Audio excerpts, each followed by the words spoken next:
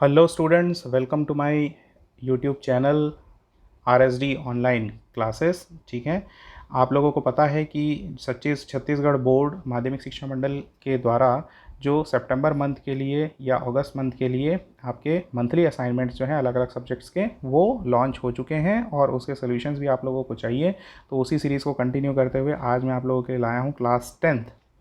देख सकते हैं आप लोग, Chhattisgarh board of secondary education Raipur, academic session 21-22, month August, assignment number 1, class 10, subject English. ठीक है, तो ये असाइनमेंट आज हम लोग डिस्कस करने वाले हैं। टोटल मार्क्स है 20, इंस्ट्रक्शंस हैं attempt all the questions as per given instruction. ठीक है, तो सबसे पहला क्वेश्चन है आपका पैसेज का।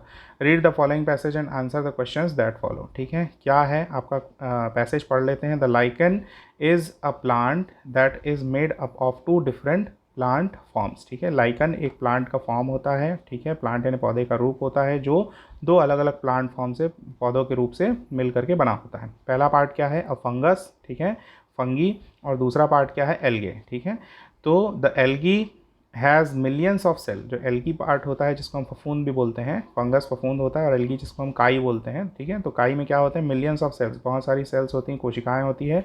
That are sensitive to light, वो प्रकाश के प्रति क्या होती है, संवेदनशील होती है, सेंसिटिव टू लाइट होती हैं। They produce carbohydrates through photosynthesis, वो क्या करती हैं, फोटोसिंथेसिस प्रोसेस जो आप लोग साइंस में पढ़ते हैं उसके थ्रू वो कार्बोहाइड्रेट्स प्रोड्यूस करती हैं। The fungus absorbs water vapours from the air for the algae and also protects it from strong sunlight. ठीक है, जो फंगस होता है वो क्या करता है, वाटर वेपर अब्जॉर्ब करता है, कहाँ से, एयर से। किसके लिए, एल्गी के लिए। और उसको किस चीज़ से बचाता है, स्ट्रॉन्ग सनलाइट से भी बचाता है। तो इस पैसेज के ऊपर जो क्वेश्चन बेस्ड है उसको हम कर लेते हैं। क्वेश्चन नंबर 1 क्या कहता है, डैश एब्जॉर्ब्स वाटर वेपर। तो क्या चीज़ वाटर वेपर एब्जॉर्ब करता है, तो according to passage fungus absorbs water vapour. ठीक है, फिर बी पार्ट देख लीजिए, a word which is synonym to the word save.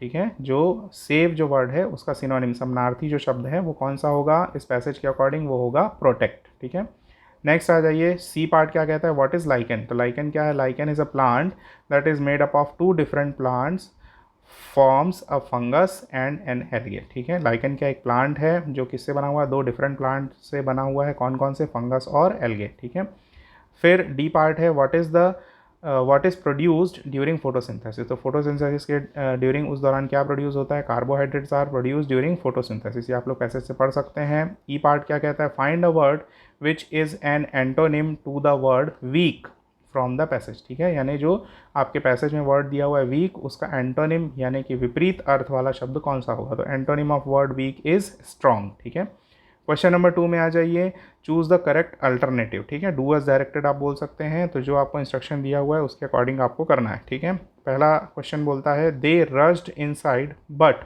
Dash friend was not in the room. तो इसमें ऑप्शन क्या क्या है, देयर, THEIR, दूसरा THERE there, and C option is 3। ठीक है, तो इसमें आपका ऑप्शन आ जाएगा आंसर का THEIR देयर। ठीक है, number 2, I like fruits dash I am allergic to berries. तो नेवरदलेस, बट और इन स्पाइट ऑफ, ये तीन ऑप्शन में से सही अप्रोप्रिएट आंसर है आपका बट।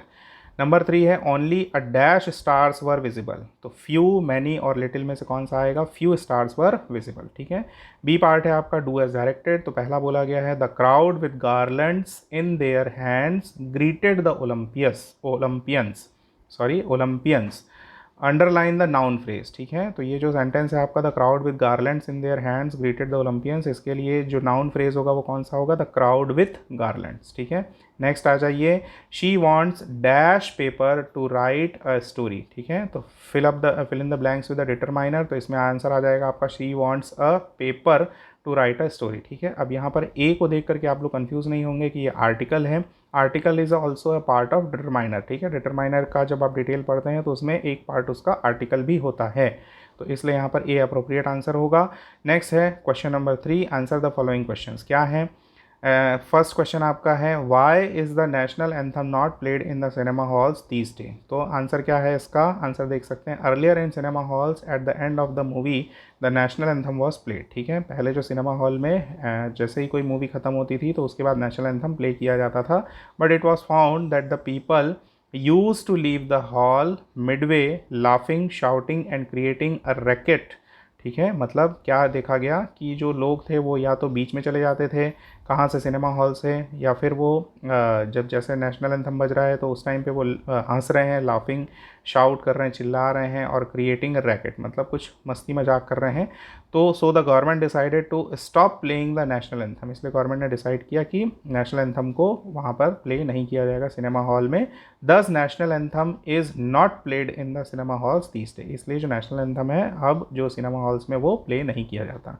नेक्स्ट क्वेश्चन है, according to Kailash Satyarthi how can we help to abolish child slavery. आप लोग जानते हैं Kailash Satyarthi ji Nobel prize winner हैं, उन्होंने चाइल्ड स्लेवरी यानी जो बच्चों की जो उनसे काम करवाया जाता है, ठीक है, मजदूरी करवाई जाती है, उसको हटाने के लिए, उसको इस समाज से दूर करने के लिए बहुत ही अच्छे अच्छे काम किए हुए हैं, तो इसलिए उनको नोबेल प्राइज़ मिला है। तो उसके ऊपर एक चैप्टर हमने पढ़ा है, ठीक है, तो उसी में क्वेश्चन पूछा गया है, according to Kailash Satyarthi how can we help to abolish child slavery. ठीक है, तो क्या आंसर इसका हो सकता है, according to Kailash Satyarthi child slavery can be abolished by following ways. कैसे?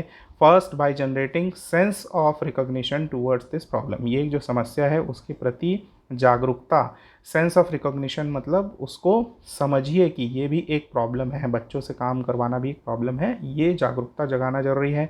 नंबर 2 है by the engagement of political will, corporate support and public awareness. ठीक है, यानी इस प्रॉब्लम को हटाने के लिए सबसे पहले पॉलिटिकल विल चाहिए, राजनीतिक इच्छा शक्ति चाहिए, कॉर्पोरेट सपोर्ट चाहिए, जो आपके बड़े बड़े उद्योग हैं उनका फंडिंग या सपोर्ट चाहिए। दूसरी चीज़, नेक्स्ट चीज़ चाहिए कि फंडिंग या सपोर्ट के अलावा कॉर्पोरेट भी आपस में एकजुट हों कि जो चाइल्ड स्लेवरी है या बच्चों से जो काम करवाया जाना है, छोटे छोटे जो इंडस्ट्रीज़ हैं या छोटे छोटे फैक्ट्रीज़ हैं, वो बिल्कुल ही बंद होना चाहिए। तो वहाँ पर कॉर्पोरेट का सपोर्ट चाहिए एंड पब्लिक अवेयरनेस, लोगों में जागरूकता लाना जरूरी है इस प्रॉब्लम के अगेंस्ट। ठीक है, थर्ड जो इसमें पॉइंट है वो क्या है, by making abolition of child slavery as an important objective of sustainable development goal. आज की डेट में पूरे वर्ल्ड में सस्टेनेबल डेवलपमेंट जो है वो बहुत ज़्यादा चल रहा है। सस्टेनेबल डेवलपमेंट मतलब समग्र विकास जिसको हम बोलते हैं, सबको साथ में लेकर के चलने वाला जो डेवलपमेंट है वैसा।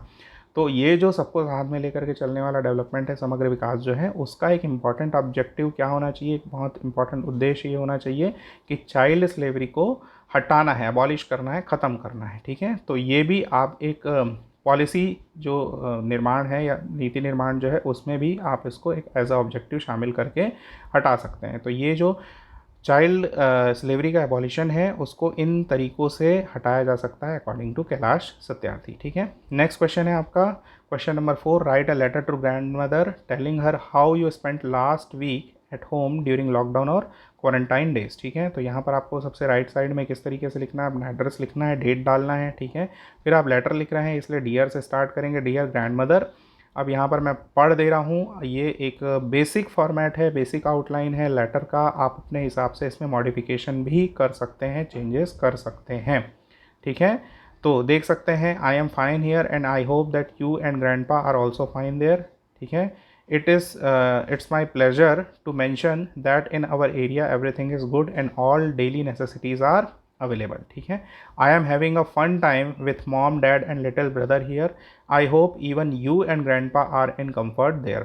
I wish we could visit you in this lockdown period, but unfortunately circumstances are not favorable here. ठीक है, grandma, I am missing all the tasty and delicious food made by you.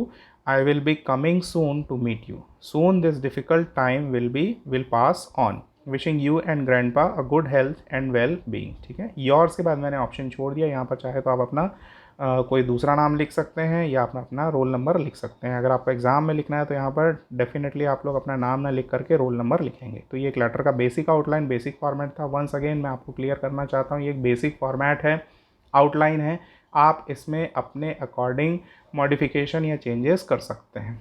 तो with this we come to the end of this video solution. ठीक है, आप लोग अगर हमारे इस चैनल पर नए हैं, पहली बार वीडियो देख रहे हैं, तो प्लीज़ हमारे चैनल को सब्सक्राइब करिए। अगर आपको वीडियो पसंद आता है तो लाइक और शेयर करिए, ज़्यादा से ज़्यादा अपने फ्रेंड सर्कल में और ज़्यादा से ज़्यादा अपने व्हाट्सएप ग्रुप्स में, स्कूल ग्रुप्स में इन वीडियोज़ को शेयर करिए। आपका सब्सक्रिप्शन हमको बहुत ज़्यादा मोटिवेशन देता है और हमारे चैनल से जुड़े रहिए। आने वाले टाइम में भी हम आपको अलग अलग जो आपके असाइनमेंट्स आने वाले हैं उनके सॉल्यूशंस अवेलेबल करवाते रहेंगे और वीडियो लेक्चर्स भी आपको अवेलेबल करवाते रहेंगे। तो चैनल से जुड़ने के लिए बहुत बहुत धन्यवाद। Thank you so much.